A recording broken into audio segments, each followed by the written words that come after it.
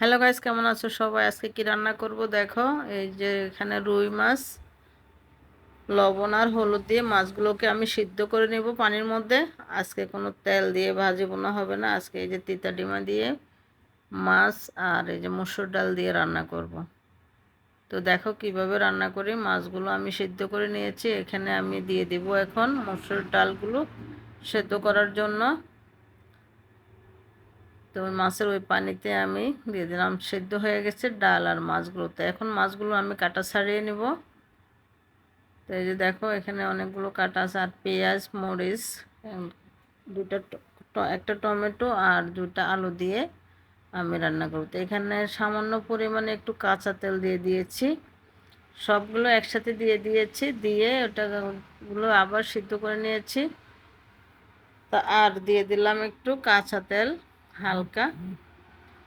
তো এগুলো সব কিছু আমি ভালো করে রান্না করে নেব।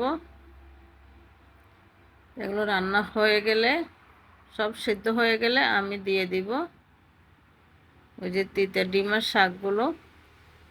তো এগুলো সিদ্ধ করতে হবে, ভালো করে কষিয়ে নেব। একটু পানি দিয়ে দিলাম। এই যে আমার কষানো হয়ে গেছে, বা আলুও সিদ্ধ হয়ে গেছে, সব কমপ্লিট। এখন আমি তিতা ডিমগুলো শাকগুলো দিয়ে দিলাম। এই যে শাকগুলো কিন্তু বেশি সিদ্ধ করে খাওয়া যায় না, বেশি তিতা লাগে, তাই দিয়ে দিলাম। একটু নেড়ে চেড়ে কিছুক্ষণ পর নামিয়ে নেব।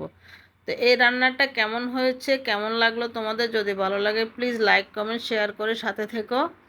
এই শাকগুলো আমাদের পিছনের পুকুর আছে, পুকুর থেকে তোলা। তো তুলে নিয়ে বেছে সুন্দর করে ধুয়ে পরিষ্কার করে নিয়েছি। কে কে শাক খেতে ভালোবাসো জানাবে। এই যে একটু নেড়ে ছেড়ে দিলে হয়ে যাবে।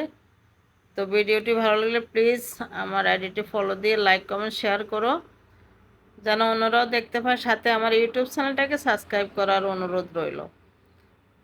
তো সবাই একটু বলবে এখন থেকে তেল জাল কম দিয়ে রান্না করব। আসলে এই গরমে বেশি মশলাপাতি খাওয়া টোটালি ঠিক না। হয়তো অনেকে মুখের রুচির জন্য খায়, এটা একদম স্বাস্থ্যের জন্য খুবই ক্ষতিকর। এভাবে আর খাওয়া যাবে না। আমি এখন থেকে এভাবে অল্প তেল মশলা দিয়ে রান্না করব। তো কেমন হয়েছে দেখো, আমার রান্না ফাইনালি শেষ। দেখতে যেমন সুন্দর হয়েছে, খেতে কিন্তু অসাধারণ মজা হয়েছে।